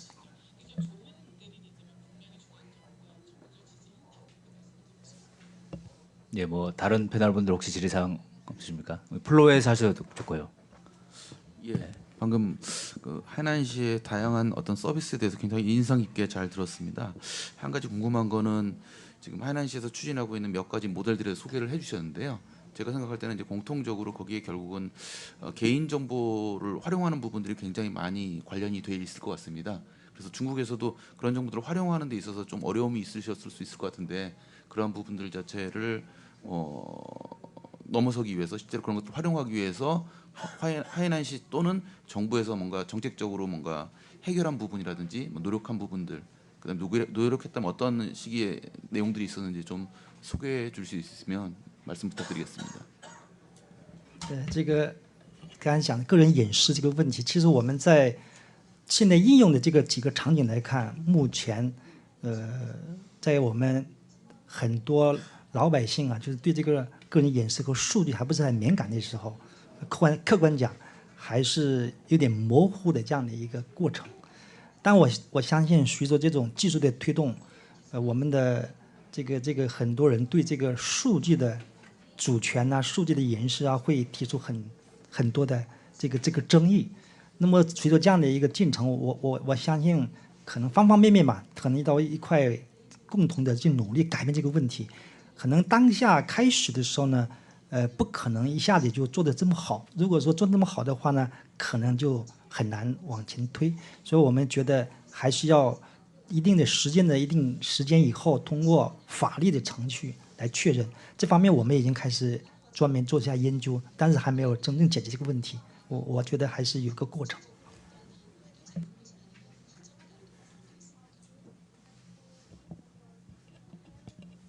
예, 국장님. 네. 중국의 블록체인 기업들이 제주에 와서 많은 좀 협업 프로젝트들을 요청하기도 하고, 예. 실제로 국내 기업들과 중국 블록체인 기업들이 협력해서 뭐 두바이라든지 이런 해외 프로젝트들을 좀 진행을 하는 사례들을 봤습니다. 현재 하이난성의 블록체인 실험지구에서 어떤 해외 협력이라든지 그런 기업 간의 어떤 교류를 지원해주는 그런 프로그램들이 있는지 좀 여쭙고 싶습니다. 我们中国非常这个对外开放啊，就希望我们更多的企业到中国发展，但同时我们也鼓励很多企业到国外去发展，包括我们的火币中国哈，还有在我们这个韩国也有公司，那个我们的赵总也来了，确实是我觉得这个区块链它是一个对外开放非常好的一个渠道，所以呢，我们应该讲国际上的应该讲互相的合作。特别是在我们这个技术底层，还有技术研究推动等等各个方面，还有标准法律，很多需要我们探讨的。那么企业肯定走在前面，他们有很多在这个市场当中会碰到很多问题，这些问题呢，都通过政府来相互的借鉴学习来共同解决这些问题。所以我们现在跟我们济州岛这块已经合作了，我们还是希望信息共享、政策共享，然后呢，探讨一些企业之间的交流。完了，如果在资金方面、基金方面啊，我们能够打造一个密切的合作的渠道，可能就更好一些。当然，我们这也希望企业作为主体来推动更好一点。所以我们也是会积极主动来济州岛这边来交流和学习。 예, 저도 하나 질문 드리겠습니다. 그 아까 이제 중국의 하이난 섬의 그 사례 중에서 관광객 대상으로 해서 플랫폼 구축하고 뭐 서비스하는 이제 그런 것들 잠시 말씀하신 것 같은데 제주도에서 사실은 이제 그런 부분이 상당히 필요하다 생각하거든요. 아까 국장님께서는 아마 규제 때문에 못하는 걸로 해서 그 뺀 것 같은데 예를 들면 뭐 ICO 그걸 이제 허락한다든가 이런 식으로 필요할 것 같은데 혹시 그 관광객 대상으로 한 그 플랫폼 운영과 관련된 그런 내용들 뭐 제도 개선 포함해가지고 혹시 그런 얘기를 좀 조금 자세히 좀 말씀해 줄 수 있을까요? 这个我们也是在做一个方案和规划当中，还没有真正实施起来。但是我们有一个自贸港的一个大的一个政策突破的一个时机，但这个政策呢还没有最终的出来，我们估计还要1年以后。我们正在做自贸港的一个整体的法律体系、制度体系和运作的模式，我们正在做方案报中央批里面呢，我们就希望中央在这里面给我们一些空间。那么我们提前谋划，做这样的一个平台。但是我们现在已经找了企业合作，企业已经开发出这样的一个技术和这样的一个商业的模式等等，已经基本上开始酝酿和操作了。一旦中央的一些客观讲就是金融里面的一些突破以后，我们就可以开始实施。所以我们很详细的方案，我们这里还介绍不了太多，大概我们的方向是这样的。好，谢谢。 예, 알겠습니다. 자, 그러면 이제 플로에서 한번 질문 받겠습니다. 예, 말씀해 주십시오.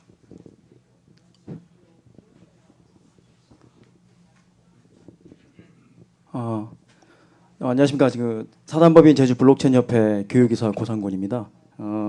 관심이 되게 많아서 왔고요. 제가 드리고 싶은 질문은 그 중국하고 한국은 많은 부분에서 유사한 점이 있는 것 같습니다. 거기에는 블록체인과 암호화폐를 바라보는 시각도 유사하다고 생각이 되는데요.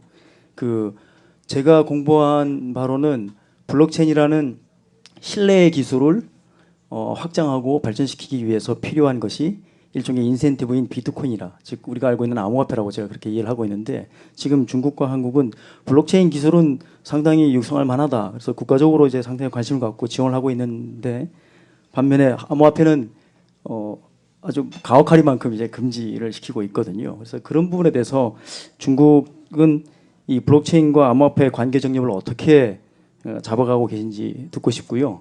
그리고 하나는 저희 같은 그 민간 차원의 협회나 위원회가 하이난성에도 있는지, 아니면 어떤 그런 그 구성하려는 그런 움직임이 있는지도 궁금하고요. 예, 그렇습니다. 我们中国对这个区块链呢，这个是特别是币这一块的看法是非常坚决的，就是目前而言，政策是不允许的。所以我们个人认为啊，就是区块链发展的时候，在初步的应用的这样的一个场景里面，一下子进入这种比特币啊这种这样的一个比较复杂的一个领域，我个人认为是影响到我们这个区块链技术发展的很重要的一个原因。如果当时我们就以一个以人为本、解决民生，或者是围绕着我们实体经济赋能这个角度去推动我们区块链的发展，可能我们整个社会的共识机制可能就容易形成。那么我们中国因为很大的一个国家，金融非常这个复杂，所以我们对这个区块链的在这种加密比特币的应用方面，我们是很谨慎的。之前有过一些无序的一个暴露很多问题，所以我们就把它给渐渐的调整。所以我们现在重点在引导我们的区块链往链方面去发展，通过区块链的一个赋能我们的实体经济，通过区块链解决我们的社会的治理问题、经济问题，完了呢去包括我们第三方的这种自主组织和自主的治理能力这个角度去引导和发展。完了，等到我们的这个技术成熟了，完了我们的基础设施完善了以后，可能逐步的会去其他方面的一些考虑。但我们中央的银行对这块也比较积极，他们也一直在研究。但是呢，在没有完全成熟之前，我们还是非常谨慎的，这是中国的一个态度。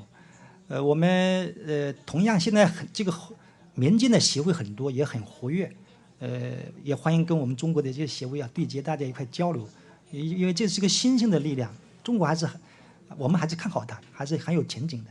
谢谢。 네, 답변이 되는지 모르겠습니다.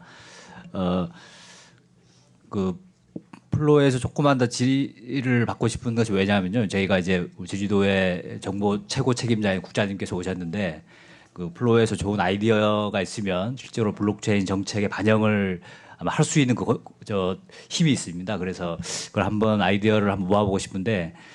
일단은 그 제주에서의 서비스 모델에 대해서 아까 좀 얘기했지만 우리 플로에서는 또 어떻게 생각하는지 그 질문을 받기에 앞서서 블록체인이 어렵죠, 사실 기술적으로 그 개념적으로. 근데 아주 쉽게 생각하면 그겁니다. 그러니까 탈중개화. 그러니까 지금 은행이 없어도 돼요. 지금 제주은행 농협이 있는데 거기서 하는 일들을 이제 컴퓨터가 다 하는 거예요. 사람이 없어도 되고. 이거 또 하나는 우리가 예금을 하면 내 계좌의 돈을 은행 직원이 진짜 나쁜 마음 먹어가지고 이렇게 다른 데로 살짝 이체시킬 수 있잖아요. 그런 염려가 아예 없어지는 거예요.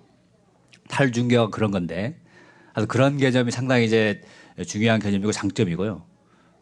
그렇게 하면 상당히 이제 그 일이 상당히 빨라지고, 그러니까 우리가 이제 미국에서 우리나라에 송금할 때도 보면은 송금하면 2, 3일 걸리지 않습니까? 근데 사실은 컴퓨터로 하게 되면 원래는 한 1초 만에 딱 송금이 돼야 돼요. 근데 중간에 여러 프로세스가 거치고 사람이 개입하고 막 하다 보니까 이렇게 된 겁니다. 그러니까 그런 부분들이 없어지면 상당히 효율화되는 건데, 하여튼 그런 관점, 그런 개념이 블록체인인데 아주 이제 심플하게 얘기하면, 그래서 이제 제주에서 과연 이제 특구가 지정이 돼서 어떤 서비스를 해서 여러 가지 어떤 서비스 제공을 해서 수익 창출을 하는 이제 그런 식의 어떤 목적을 위해서 어떤 서비스가 이제 바람직할 것인지, 혹시 뭐 방청객 여러분 중에서 혹시 아이디어 있으면 말씀해 주십시오. 예, 저는 나인스 SNC 대표이사 양경진입니다. 저는 서울에 있다가 이제 제주로 이제 이전을 했고요. 이전한 지 한 9년 정도 됐습니다. 저는 조금 부정적인 얘기를 좀 한번 여쭤보고 싶습니다. 이제 블록체인이 이 4차 산업혁명 시대의 이제 핵심 기술인 것만은 저도 동의를 하고 미래의 가치를 창출하는데 아주 좋은 기술이다. 이런 부분에는 동의를 하는데 아까 하이난에서 오신 우리 첸 씨도 말씀하셨지만 결국 중앙정부와의 어떤 그 협조, 그다음에 어떤 규제 문제라든지 이런 것들이 좀 선결되어서 풀려야 이게 제대로 그 가치를 창출할 수 있을 것 같은데, 또 블록체인 특구도 지금 원래 추진을 하다가 이제 부산시로 갔지 않습니까? 이제 그런 분들이 이제 현재 상황이 이제 그런데 그런 부분들을 어떻게 지금 해결해 나갈지 그런 게 좀 궁금하고요. 또 하나는 이제 제주도가 이제 국제제주도 개발하고 또 이제 뭐 관광객하고 인구 유입이 계속 증가되면서 예를 들어서 교통 문제라든지 환경 문제라든지 굉장한 그 사회 문제가 굉장히 심각한 문제들이 이제 지금 대두되고 있는데 과연 이런 블록체인 기술이 과연 이런 사회 문제를 해결하는데 어떻게 활용될 수 있을 것인가? 저도 고민을 하는데 사실은 별 방법을 못 찾겠더라고요. 그런 것들이 좀 궁금하고 결국 이제 이 제주 지역의 현안 문제를 해결하지 않고 미래를 논하는 것은 그 추진 동력을 굉장히 저는 잃는다고 봅니다. 추진 동력을 얻을 수가 없다고 저는 그렇게 생각을 하거든요. 그래서 지금 IoT나 어떤 초연결, 초지능화가 어떤 4차 산업혁명의 핵심 기술들인데 그런 IoT나 빅데이터, 인공지능, 그다음에 디지털 트윈 등 여러 가지 이 사회 현안 문제도 해결하면서 미래 가치를 창출하는 그런 기술들이 많은데 그런 부분들을 좀 더 정책 우선순위를 조금 바꿀 의향은 없으신지 그런 게 좀 제가 여쭙고 싶습니다. 국장님께서. 네, 현재 그 정부에서는 우리나라도 비슷하죠. 중국과 비슷한데요. 블록체인은 적극 육성하고 디지털 자산은 조금 좀 억제하는 상황입니다. 근데 문제는 뭐냐면은 전 세계적으로 지금 디지털 자산이 활용되는 유형을 보면요. 크게 세 가지 정도거든요. 첫 번째는 뭐냐면은 아까 설명드렸던 것처럼 어떤 금융 상품, 증권의 성격으로 수렴하는 구조들이 나오고 있습니다. 이거는 주로 이제 선진국들 위주로 그런 형식으로 가고 있고요. 또 하나의 축이 페이먼트, 지불 수단으로서 가거든요. 실제 화폐를 대체하는. 이거는 베네수엘라 같이 굉장히 혼란스러운 아프리카 같은 좀 혼란스러운 국가에서 국가가 발행한 화폐 자체에 대한 신뢰도가 떨어지는 국가에서 그런 지불 대행 수단으로 암호화폐들이 사용이 되고 있습니다. 하나는 뭐냐면은 블록체인 내부에서 그냥 통용되는 데이터로서 통용되는 일종의 흔히 얘기하는 유틸리티 토큰이라는 영역인데요. 이 부분은 모든 국가에서 크게 터치를 안 합니다. 근데 한국은 그것도 규제를 하고 있거든요. 네. 그 부분도 샌드박스든 아니면 규제 자유 특구든 그런 부분들을 다 규제를 하고 있습니다. 네. 1차 규제 자유 특구 협상 대상자에 뭐 제주도는 전기차로 올라가고 부산은 블록체인으로 올라갔는데요. 부산 쪽의 모델들도 그닥 이렇게 혁신적인 모델들은 많진 않아요. 그리고 이 블록체인 쪽 특구를 가지고서 중앙정부랑 좀 이야기를 하다 보니까 문제가 뭐냐면은 블록체인을 가지고 혁신 서비스를 하려고 하는 기업들은요. 대부분 기존의 산업과 연결해서 뭔가를 하려고 하거든요. 그러니까 전 산업에 대한 규제들을 다 살펴봐야 됩니다. 이 되게 좀 일이 크거든요. 예. 그러다 보니까 사실은 이제 뭐 가시적인 어떤 혁신적인 단계로 넘어가거나 과감한 시도들이 이루어지고 있지는 못한 상황이에요. 제주도도 뭐 계속해서 중앙부처를 설득하고 제안을 하고 뭐 협상을 하고는 있지만 시간은 걸릴 겁니다. 예. 그 시간이 빠른 시간 내에 될 거라고는 생각하지 않고 있고요. 그 다음에 두 번째는 사회적 문제 해결과 관련해서 블록체인을 활용할 수 있느냐에 대한 부분인데요. 사실은 이제 4차 산업혁명에서 등장하는 대부분의 기술들은 산업의 구조를 바꾸거나 아니면 산업의 생산성을 극대화하거나 아니면은 실제 그 산업 간의 계층 구조를 바꿀 수 있는 그런 기술들로 이해를 하고 있습니다. 그런 관점에서 블록체인도 사실은 산업을 중심으로 확산되고 활용이 돼야 된다라는 관점을 가지고 있고요. 다만 이 블록체인과 디지털 자산이 어떤 과거에 어떤 자금을 조달하기 어려웠던 성격의 기업들이 있죠. 예를 들어서 소셜 벤처, 사회적 문제를 해결하는 기업들, 이런 기업들 같은 경우는 사실은 J커브가 나오지 않기 때문에 VC들이 절대로 투자를 하지 않습니다. 펀드레이징에 문제가 있거든요. 그런 좀 이렇게 사회적 가치가 있는 기업에 대한 좀 더 원활한 펀드레이징 기법으로서 블록체인과 그 디지털 자산들이 활용될 수 있을 것이라고 생각을 하고요.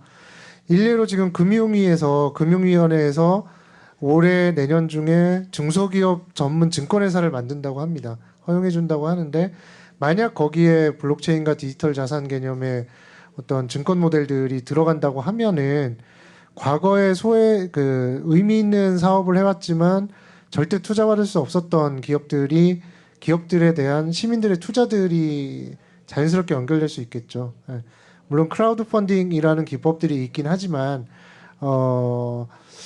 그건 이제 어떤 금액의 한계가 있기 때문에 펀드레이징 입장에서는 기업에서는 사실은 단위 프로젝트에 대한 자금 조달이지 사업 모델 전체에 대한 자금 조달로 갈 수는 없거든요. 예. 그러다 보니 약간 좀 이렇게 새로운 형태의 산업 구조들을 만들어내고 그런 자본시장을 만들어낼 수 있는 가능성은 있다. 다만 지금처럼 뭐 광범위하게 다 모든 걸 개방하고 모든 걸 허용해 왔다가 금지를 시켰는데 그렇게 다 푸는 거는 저희도 반대예요. 제주도에서는 단계적으로 좀 의미 있는 부분, 안정적인 부분들을 단계적으로 풀어 나가자는 게 이제 제주도의 입장인 거고요.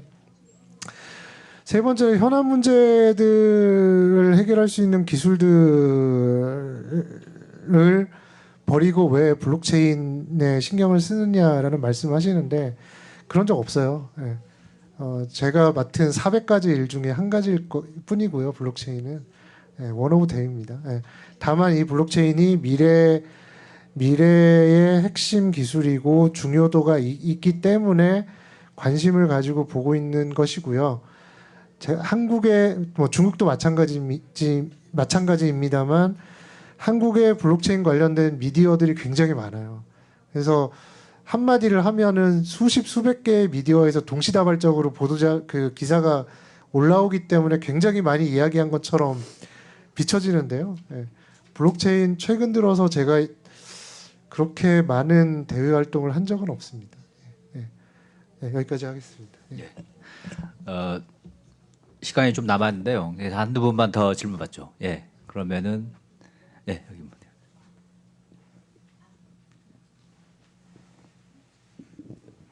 네, 안녕하세요.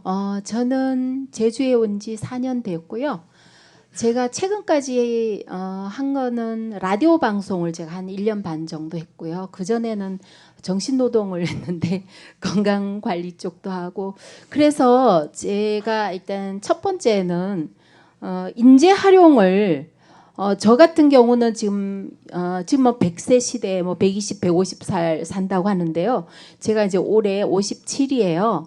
그런데 지금 뭔가 제가 좀 이렇게 배우고 싶은 게 제 나이에서 안 되더라고요. 저는 유튜브 하고 뭐 인스타 뭐 이게 많이 좀 하는 편이거든요. 전체적인 이 SNS를 다 하고 있는데 그런데 그런 교육도 제가 받고 싶은데 그게 거기서 잘리고요. 제주에서 인재 활용을 좀 더 하는 거를 정말 이렇게 좀 더 관심을 가져주시면 어떨까 이런 생각을 좀 해봤고요.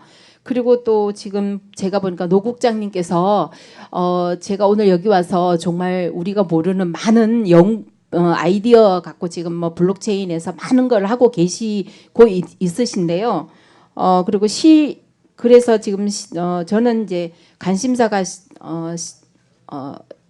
실버 산업하고 신재생 에너지하고 특히 이제 내일 환경의 날이잖아요. 그래서 그 쓰레기 지금 제주에서 특히 섬에서 쓰레기 부분하고 그 부분에서 이런 연계된 그 블록체인에서 이 아이디어를 돌출하는 이런 모임을 좀 갖고 그런 부분에서 이제 많은 이제 같이 공유해서 그런 거를 많이 좀 가졌으면 좋겠다.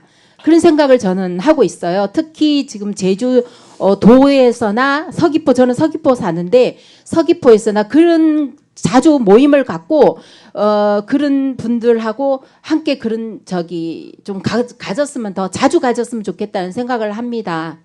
제가 지금 제 질문은 그겁니다. 네. 예, 간단하게 말씀드리면요. 아까 말씀하셨던 개념이 사회적 자본이라는 개념이거든요. 근데 블록체인의 시작 자체가 사회적 자본이 결국에는 네트워크에 연결됐을 때 그 사회적 자본들이 어떤 역할을 하면은 매우 자율적인 조직화가 가능한가라는 부분이 담겨 있는 게 블록체인입니다. 그래서 말씀하셨던 그런 뭐 사회적 자본을 활용하기 위한 부분도 블록체인을 블록체인 기반으로 뭔가 구현해 볼 수 있는 부분들이 있다라고 생각을 하고요. 제주도에 이제 블록체인 기업들이 많이 내려왔어요. 규제가 심하다 보니까 이제 좀 규제 완화가 좀 원활한 지역을 찾다가 제주로 좀 내려오신 기업들이 많은데 그 기업들이 그 제주 지역에서 자발적으로 블록체인 그 스터디 모임 같은 거를 좀 하고 있고요.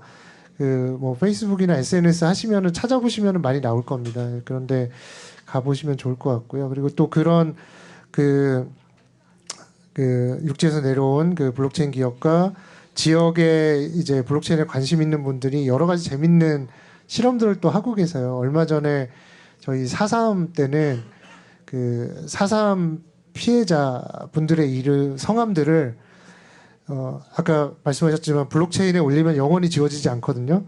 예, 이더리움 메인넷에 올리는 작업을 했습니다. 예, 그래서 이더리움 메인넷에 들어가 보시면은 4.3 피해자 분들의 성함들이 영원히 기억될 수 있도록 저장이 되어 있고요. 또 이제 제주시의 삼도동 같은 경우는 대표적인 원도시잖아요. 좀 약간 좀 오래전에 만들어진 도시이고 여기에를 좀 활성화하기 위해서 자발적으로 지역 내 카페나 식당들에서 활용 가능한 지역 화폐들을 지역 주민들과 시민들이 직접 개발을 해서 돌리고 있습니다. 이런 재밌는 프로젝트들이 여기저기서 많이 진행이 되고 있거든요. 그래서 관심이 있으시면은 그런데 좀 참여를 하시면은 실제 돌아가는 걸 보시면은 금방금방 이해가 되실 수 있을 겁니다. 예. 이거 의견들이 너무 많은 것 같은데 지금 시간이 지금 거의 돼버려 가지고요. 지금 아쉽네요. 시간만 한 분만 더 받을까요 그러면? 그럼 저쪽 분 한 분만 맞죠? 예. 네, 사단법인 제주 블록체인 협회 사무국장 박현욱입니다. 우선은 저는 하이난성이나 제주 자치도가 특구를 뭐 하시고 있고 추진하고 있는데요. 그 블록체인 산업에서 저는 앞서서 나가려 그러면 저는 메인넷인 플랫폼의 개발이 가장 중요할 것 같은데요. 지금 아직 블록체인 기술이 다 완전하지 않은 상황에서 그 핵심 기술을 만드는데 아마 코어워크가 아마 많이 필요할 것 같은데 하이난성이나 뭐 제주도도 지금 혹시 그런 부분을 준비하고 있는 건지, 그러니까 개발사들이 다 준비하고 있지만은 그거에 대해서 이제 각 특구 내에서 특별하게 추진하고 있는 메인넷이나 그런 것들을 준비하고 있는지 한번 궁금한 거 여쭤보고 있고요.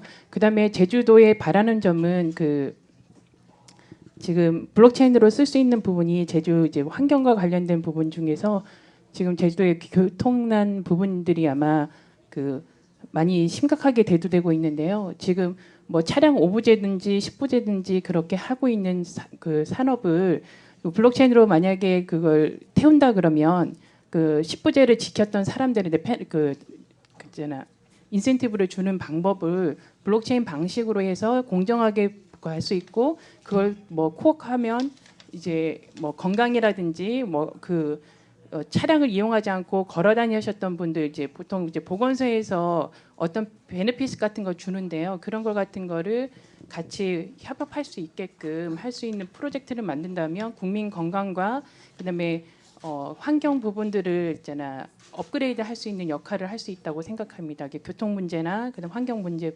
부분들을요 국민 건강하고 그래서 그 부분을 제가 그 제주도에 조금 이렇게 그런 부분에 좀 연구를 했으면 좋겠다는 생각을 하고 있고요. 그다음에 아까 말씀드린 것처럼 하이난성하고 제주도에서 그 추진하고 있는 그러니까 많은 업체들 지금 하이난성에 한 120개 국이 있잖아 기업들이 오셨다고 하는데. 그렇게 코어할 수 있어서 그 자체 서비스업을 개발하지만 지금은 이더리움이든지 이오스든 그 나와 있는 메인넷 가지고 이제 개발하시기도 하는데 그것도 완전한 플랫폼이 아니기 때문에 개발에 대한 부분이 나중에 그 업그레이드의 상황에 따라서 저는 비즈니스가 조금 그 스프레이드가 좀 제한될 영향이 있다고 생각하거든요. 그런 부분에서 하이난성은 어떻게 하고 있는지 그리고 제주도는 어떤 방향성을 갖고 있는지 좀 질문드리겠습니다. 우리 전환수님께서 이거 잘 이해하셨는지 모르겠습니다. 간단하게만 혹시 이해하셨으면 말씀해 주시고요. 국장님도 간단하게만 지금 대답해 주시고요. 这个很好的一个问题啊。其实我们现在我们国家已经搞了一个公有链，就是我们一个大的国有企业，这个花很多精力，全国集中全国的力量来研发一个我们这样的一个主的一个平台。我们它也在各个省，包括我们海南在内，它都要落户。现在我们正在对接，所以我们会在这样的一个基础上来投入使用。我们非常欢迎国际合作，像我们特区里面的我们那个园区平台，它已经集聚了我们很多机构，包括牛津大学的研究院都落在海南。我们也欢迎这个促进我们韩国和中国的一个合作，这个我们都欢迎。 네, 국장님 뭐 간단하게. 저희는 메인넷을 개발하기보다는 그 메인넷 간의 연결 인터체인 쪽에 오히려 좀 더 관심이 많습니다. 그러니까 메인넷을 개발하는 것은 민간의 롤이라고 생각을 하고 있고요. 만약에 이제 공공 쪽에서 어떤 디지털 자산과 연결된 필요한 것들이 있다면 그때는 고민해 볼 수 있겠지만 현재는 민간 쪽이 중심이 돼야 된다고 생각을 하고 거기에 대한 인터체인 쪽에 집중을 하고 있습니다. 그리고 아까 말씀하셨던 그 넛지 방식의 인센티브 모델은 매우 좋은 아이디어라고 생각을 합니다. 적극적으로 검토하겠습니다. 네. 예, 아이고 시간이 아쉽네요. 예, 지금까지 나온 의견들만으로도 우리 블록체인 발전을 위해서 많은 기여가 될 거로 생각합니다. 오늘 발표해 주시고 이렇게 토론해 주신 우리 패널 분들 네, 감사드리고 무엇보다도 끝까지 이제 잘 경청해 주신 우리 플로어에 계신 분들 감사드립니다. 오늘 토론회 여기서 마치도록 하겠습니다. 고맙습니다.